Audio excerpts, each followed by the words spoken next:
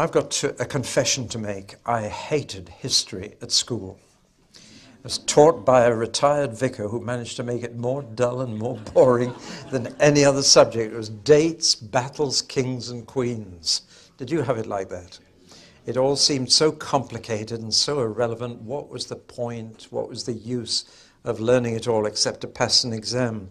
And my knowledge of history finished up very much like that book 1066 and all that. Have you read that, in which everything was either a good thing or a bad thing? Funny enough, the book of Kings is very like that. The kings were either very good or very bad, you know. He was a bad king, he was a good king. Much of the Bible, of course, is history, but it's the history of just one nation. There's no history of China or India, much less America here. It's just the history of one people, because it's their history that's important to God. Other history may be interesting, but this history is absolutely vital for the whole of mankind. Now, we are into the second phase of the leadership of Israel, but I've got a little diagram here which I just want to point to. Here's the year 2000 BC, here's the 1000 BC, and here's 500 BC. Took them 1,000 years from Abraham up to David to get everything that God wanted them to have. They had a few hiccups. For example, they were slaves in Egypt for 400 years. And then even after they got into the land, they had a lot of attacks from Midianites and other people, and there were real setbacks, but they went on, and gradually they got into the empire ruled over by King David. And the books of the Bible that cover this history are Genesis, and then 4 altogether: Exodus, Leviticus, Numbers, Deuteronomy, then Joshua, Judges, Ruth, 1 Samuel, and 2 Samuel. But with Kings, we're on the downhill. Both books of Kings describe how they lost all that it took them 1,000 years to get, how they lost it all. And on the way down, very quickly after Solomon, there was civil war, and there's a split then between 10 tribes in the north and 2 tribes in the south, and they never got it together again. So now there wasn't one people, Israel.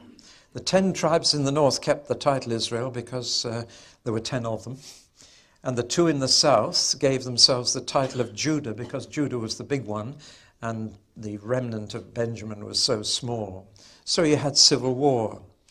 The 10 tribes in the north just went steadily downhill all the way until finally all 10 were taken away into Assyria. In the south, however, they had some hiccups upwards, as there'd been hiccups downwards there. There were a couple particularly under a very good king Hezekiah, and under a boy king who began to reign at the age of 8, Josiah. But that didn't stop the downward trend permanently, and finally the 2 tribes were taken away to Babylon. They finished up where they'd begun. There were slaves in Egypt here. Now they're taken away to Assyria and Babylon. It's a tragic story. One of the main purposes of reading it is that it can happen to the church as well, and does happen. You can gain it all, and you can lose it all, and you tend to lose it more quickly than you've gained it. It's very important to study why they lost it all, what made them go downhill. Just to complete this little diagram, they did come back after 70 years, but they never got their freedom again.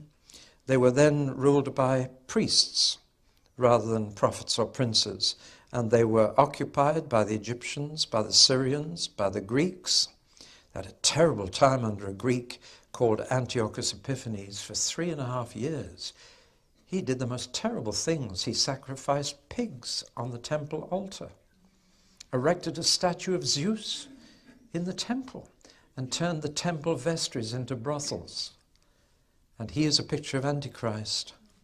He was the worst they ever had. And then finally the Romans. And then you get the son of David, Jesus, because Joseph and Mary kept their family tree.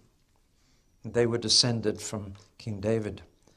And so you've got, in a sense, the fulfillment of 1,000 years, 500 years, 1,000 years later when Jesus, son of David, comes. Well, that's just to show you where we are when we study the book of Kings. We studied Samuel, and that took us up to the peak. But now Kings covers from there right down to there. 500 years. But oh, what a sad story. Let's just pick up some of these threads again. I told you that the leadership of Israel went through different phases. There were first the patriarchs for about 500 years, then prophets from Moses to Samuel led them, then kings from Saul to Zedekiah, and then after they got back, priests. That should be Joshua, not Zerubbabel. It was Joshua who was the priest, right through to Annas and Caiaphas. And so we're looking at the story of the kingdom of Israel in the book of Kings, when they were led by kings. But in Hebrew, the book is called the kingdoms of Israel, not the kings. In English, it's the book of the kings, but in Hebrew, the book of the kingdoms. And that is because the word kingdom has a particular meaning in Hebrew, which it doesn't have in English. In English, a kingdom means a piece of land, a realm. And so we are part of the United Kingdom. I have news for you. It's not united and it's not a kingdom. But otherwise, that's not a bad name for it. But we tend to think of it as something on the map. For the Hebrew, a kingdom was a reign rather than a realm. It was something that was defined in terms of authority, not in terms of area. It was essentially the degree of power, not the amount of property that a king had. And when we talk about the kingdom of God, we're not talking about a place, we're talking about a power. We're talking about a reign or a rule. And of course we are complicated by the fact that we're in what's called a constitutional monarchy, where the Queen reigns, but she doesn't rule. John Major rules for the time being. But so we've robbed the throne of its ruling power. And therefore, the throne has very little power in our country. The big advantage of it is, however, that it keeps power out of other people's hands, so that our armed forces and our courts of law are not under the government directly, but are responsible to the Queen. And it just saves too much power getting into politicians' hands. So it's not so much valued, our monarchy, for the power it wields as the power it keeps from others. You follow me? But in a true kingdom, the king has absolute power. He makes the laws. There is no parliament, there are no votes, there are no opposition parties.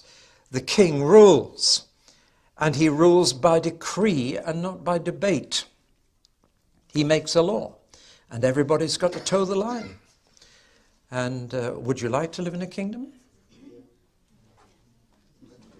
Would you wish that one man ruled England and made all the laws with no parliament, no elections, no votes? You're not sure? I can convince you in 2 minutes. If I could find the right king who would be absolutely just, who would lay down his life for the people, who would see that there were no poor and no sick uncared for. Now would you like to be in a kingdom? You see, the kingdom depends entirely on the character of the king. If you've got a good king, the kingdom's by far the best form of government. But if you've got a bad king, it's the worst of all. And that's why we prefer democracy, because it prevents any one person getting that much power. But as Churchill said, democracy is the worst possible form of government, except all the others. And he meant it was probably the safest. Because the trouble is, as you read history, there have been 10 times more bad kings than good kings. And as Lord Acton said, power tends to corrupt, and absolute power tends to corrupt absolutely. And when you put all the power in one man's hands, you can go very far astray, because he can be corrupted by that power. We call it a dictatorship now, but that's what a kingdom was.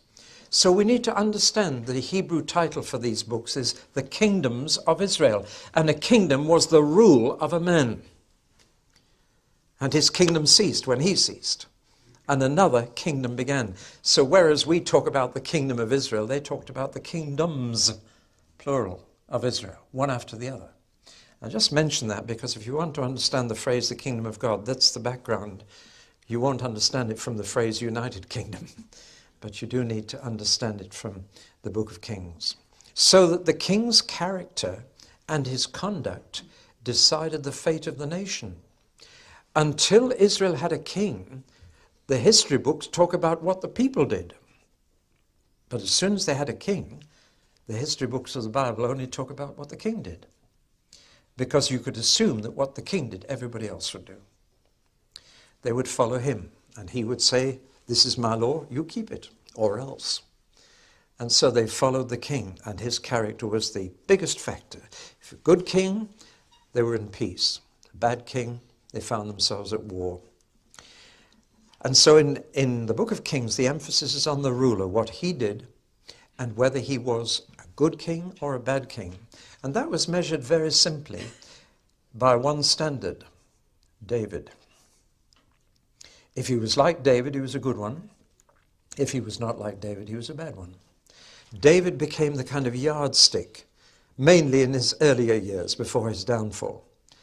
And people looked, is he like David? Does he live like his father David did? That's how they judged. But behind that was a deeper reason. If they lived like David, they did what was good in the sight of the Lord. If they didn't, they did what was evil in the sight of the Lord. And as you read Kings, it's very simple. They're either good or evil kings. I've told you how Samuel was told they wanted a king and told them kings come expensive.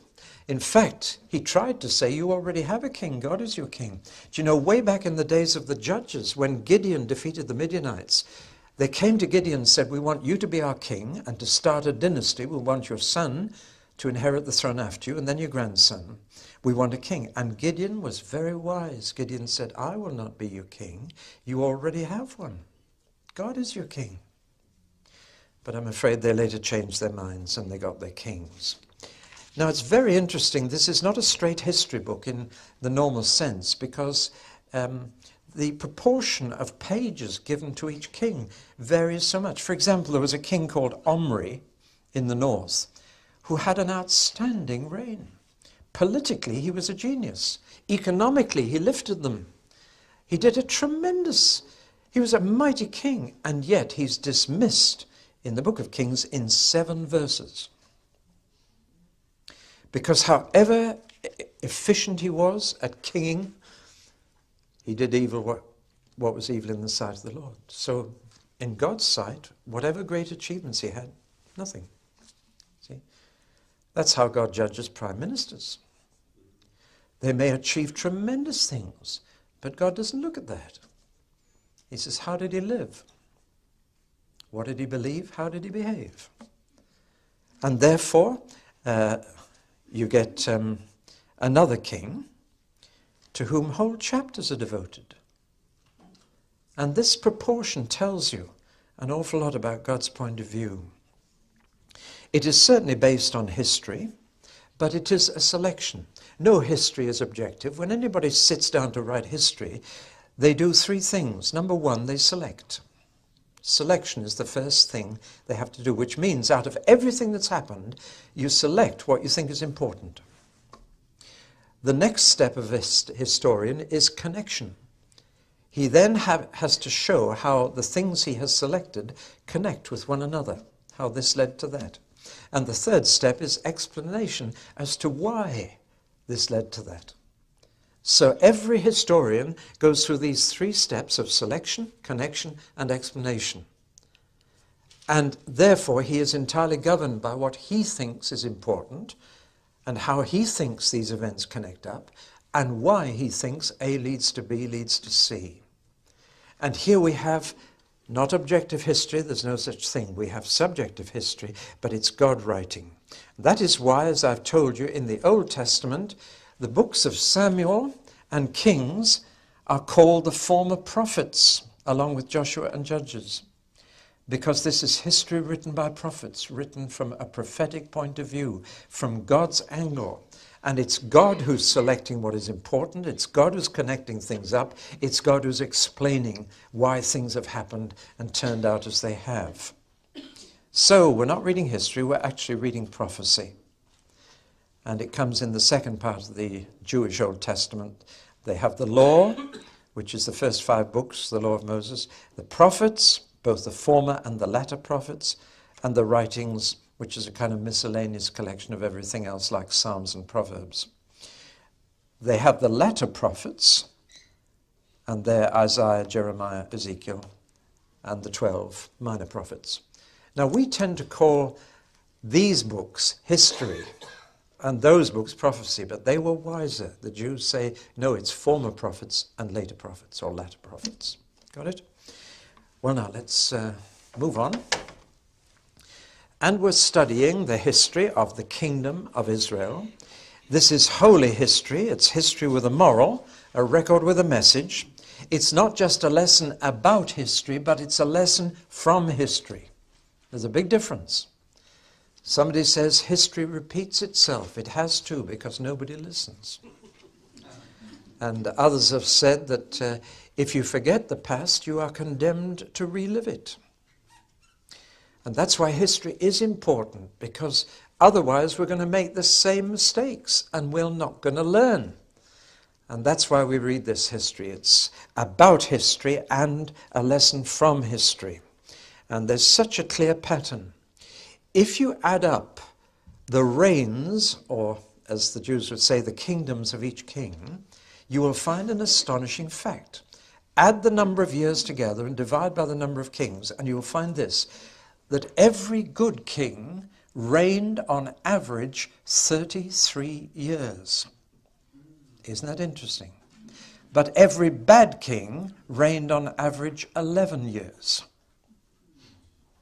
That's how history works out. On the whole, you will find through history that good governments last longer than bad ones. And good rulers last longer than bad ones. If you average it out, that is what demonstrates God's control of history. We do live in a moral universe. And bad rulers tend to be shorter. In this case, 1/3 shorter. If the good kings reign on average 33 and the bad kings on average 11, then it's saying quite simply, God will keep good kings on the throne 3 times as long as bad ones. Right? And that's why we're told so carefully how long each king reigned, so that you can work all this out. It means that when you read the book of Kings, you do need to do your sums and to do a bit of thinking about what you're reading. Otherwise it just says, oh, and he reigned for 30 years and he reigned for 15 years. You say, how boring. No, it isn't. It's fascinating. See, when you work it out mathematically, you find that God is in charge of history. And that still applies right through history. Good civilizations have lasted longer than bad ones because God is on the throne. Well, now, the kingdom, as we call it, of Israel, went through 3 stages. The first was the United Kingdom. And there were 3 kings that reigned over the whole of Israel, all 12 tribes, but only 3. The first was Saul, and he was a baddie. Second was David, he was a goodie. And the third was Solomon, he was a mixture. But in fact, God gave united Israel 3 reigns of exactly 40 years each. Now that is significant because 40 is always the number of God testing people. 40 days in the wilderness, 40 years in the wilderness. 40 is God's number of what's the word I'm wanting? Before he approves or disapproves. It's the trial period. 40 years is a trial period in God's sight. And so when all the tribes were together, God gave these 3 kings a full trial period. This was a test of kingship. But I'm afraid they failed the test. All of them started well. All of them finished badly. And yet one of them was still a man after God's own heart. But none of them was good right through the 40 years. So the United Kingdom failed. 1 Samuel covers Saul's 40 years, 2 Samuel covers David's 40 years, and 1 Kings 1-10 covers Solomon's 40 years. As soon as Solomon died, the north and the south split and had civil war. There had been a growing tension, I've told you already, because all the prosperity seemed in the south, around the capital, and all the poverty seemed to hit the north. And there was a lot of grumbling going on in the north that the government in Jerusalem was only interested in the southeast. Sorry. You know what I mean? Yeah. We know this only too well. And it happens that where the king and the government is, there's more prosperity and more interest in things happening. And so as soon as Solomon died, no one could hold the 12 tribes together. 2 tribes stayed in the south, and they kept the capital and the royal line. The 10 tribes in the north lost both. And so they didn't have a place of worship, and they didn't have the royal line of David. So what did they do? They set up their own centers of worship, 2 of them, Bethel and Dan, and to give some object for people to attract attention of the people, they set up 2 huge golden calves in Bethel and Dan. And they elected their own king, a man called Jeroboam. Interestingly enough, I've got the seal of Jeroboam there. It's got the lion on it. That's always been the symbol of Israel. And there's Jeroboam's name. And that seal is a copy, yes, I know, but it was dug up at Megiddo. And that's the very seal of the man they elected, Jeroboam. And he was not of the royal line of David. And from then on, in the north, they had one dynasty after another. They had assassination, they had coup d'etat, they had takeovers, and it's a very sad tale. So they had centers of worship with golden calves, and they had kings, usually self-elected, who just killed the previous king. And the story in the north is really quite sad. Furthermore, for 80 years after the split, there was war between the north and the south. In fact, the tribes in the north, on one occasion, actually made a treaty with Syria and Damascus to wipe out the 2 little tribes in the south. That was during the days of Isaiah, and you can read all about it in Isaiah. They had 80 years' war. Then they had a bit of peace, 80 years of peace. Notice that these 80s are twice 40s, but they had a time of peace between the north and the south. But it was during that time of peace that God sent them 2 prophets who play a huge part in the book of Kings. Elijah in 1 Kings 17 to 20, to 2 Kings chapter 2, and Elisha followed him. You can see that these 2 prophets were terribly, terribly important in the north during that time when the north and south weren't fighting. But I'm afraid after Elijah and Elisha, they went back to war and fought each other and played each other dirty tricks again. It wasn't long before Assyria came and took the 10 tribes called Israel off to Assyria in 721 BC. They became the 10 lost tribes. They're not totally lost because God knows where they are. They're scattered, but the book of Revelation promises that God will bring those 12 tribes back from wherever they've been. So God knows. He keeps a record. And now we're left with a single kingdom. It's a very small kingdom now. Just Judah and little Benjamin in the south, a little bit of land around Jerusalem, but they still have the capital city, they still have the royal line of David, and their kings are still descended from David. But wouldn't you have thought that when they saw 10 of their fellow tribes taken off, that they would say, hey, we must pull our socks up, or God will send us away too? You'd have thought that, wouldn't you? If 10 members of your family were kidnapped and disappeared, and you were told by God, and you too will disappear if you don't behave yourselves, wouldn't you pull your socks up? No, no. The tragedy is that they didn't either.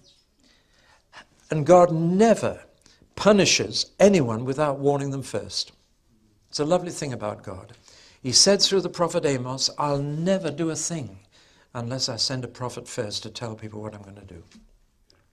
That's why God sent Elijah and Elisha to the north, and why he later sent Amos and Hosea, but Hosea was the last.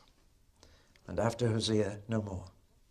After that, God sent prophet after prophet after prophet to the 2 tribes that were left. He sent Isaiah, he sent Micah, he sent Nahum, he sent so many, and yet they didn't listen either. And the tragedy is that in 587 BC, notice that's about 140 years later, little Judah was taken away, this time to Babylon. And that's the end of the story of the book of Kings. I've given you a sort of oversight there. Keep it in mind that when you read the book of Kings, you're reading, first of all, the United Kingdom under Solomon. Then you're reading the divided kingdom. And during that time, it's very disturbing. You're constantly going from one side to the other. Have you noticed when you read it? The king of Judah did this, and then the king of Israel did that, and then the king of Judah. And he's trying to keep up with them both. It's really quite confusing. We'd much rather he told us the whole story of the north and then the whole story of the south. But he does it because they were interacting either in war or peace with each other. So he's got to keep up the two stories simultaneously. Then it simplifies when we're left with only the two tribes in the south, Judah, from which we get the word Jew. The word Jew doesn't come earlier than this. It's Hebrew before this, or Israeli, or Israelite. But now, for the first time, the word Jew comes in, a word that became very, very common in the gospel story when Jesus came. But you realize that, I'm just throwing this in because for centuries Christians have misunderstood John's gospel, which keeps saying the Jews killed Jesus. And I'm afraid the Christian church has included all Jews in this and really done terrible things to the Jewish people for 20 centuries. You Jews killed Jesus. But when John, writing his gospel, says the Jews killed Jesus, he doesn't mean all the Israelis. He means the people of Judah. In other words, the people of Jerusalem in the south. He is not including the Galileans. The Galileans flocked to Jesus. They loved him. It was only when he went south to Judah and Jerusalem that the Jews hated him. Do you follow me? So when you read the Jews in the Gospel of John, don't think that's all the Israelis. It's the southerners, not the northerners.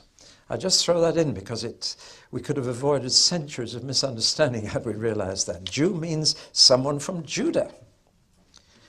And of course, since these two tribes came back afterwards from the exile, it was just Jews who came back, and that's why the name has stuck ever since.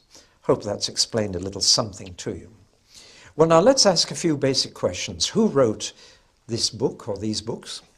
How did he write it? When did he write it? And why did he write it? Who? We don't know. Most Jews think it was Jeremiah. It's like him. There are parts of the book of Kings that are identical in wording with parts of the book of Jeremiah. And we know that the prophets wrote history because they saw it God's way. So it could be Jeremiah. Others think it's Ezekiel. I think it was Jeremiah for one reason. He's not mentioned. But he was right in the middle of this. And there's not a word about him. And I cannot think that anybody else would write about this period of history and never mention Jeremiah. But if he was writing it himself, he wouldn't. He'd written his prophecies down separately. And there are one or two other pointers. So for my money, it was Jeremiah. But we don't know. We have to leave that question. So how was it written? Well, time and again in the book of Kings, it says, as it is written in the Acts of Solomon, as it is written in the books of the Chronicles of the King of Israel, as it is written in the book of the Chronicles of the Kings of Judah. He is clearly using national records. He's using other people's records and weaving them together to communicate a lesson about history. There are even parts of Isaiah which are word for word the same as Kings. So whether Isaiah was writing those bits or Jeremiah got them from Isaiah, I don't know. But he was using the normal historical method. He was using his sources, gathering material from libraries, but then he was putting it together in such a way that we'd get a profound lesson from looking at what happened. When was it written? Well, a lot of it was written before they were taken away to Babylon, because he mentions that the temple is still standing, and he frequently uses this phrase, as it is to this day. As you go through the book of Kings, you'll constantly find things, as it is to this day. So clearly he was writing before the whole thing collapsed. And yet, the last little bit of Kings finishes halfway through the exile in Babylon with a most extraordinary little piece of news. The Babylonians had killed the last king of Judah, a man called Zedekiah. They'd been very horrible to him. They'd tied him up in chains, and then they'd lined up his sons in front of him, and they'd killed every son of Zedekiah. And then when he'd seen all his sons die, they took his eyes out and blinded him and took him away in chains. That was Zedekiah. The previous king, however, Jehoiakim, was a weak king, and he hadn't tried to oppose the Babylonians. So, in fact, they had taken him as prisoner. And the last thing in the book of Kings is that Nebuchadnezzar, that's the king of Babylon, released their second last king from prison and invited him to dine at the king's table from then on. Now that's very, very interesting. It's the last bit of news in the book of Kings. It means that it was completed halfway through the exile. And that's very significant, as you'll see in a minute. And it means that this royal line of David actually began to have its meals at the king's table in Babylon. And you'll find that man's name in the genealogy of Jesus, because the royal line of David was thus preserved by Nebuchadnezzar and came back.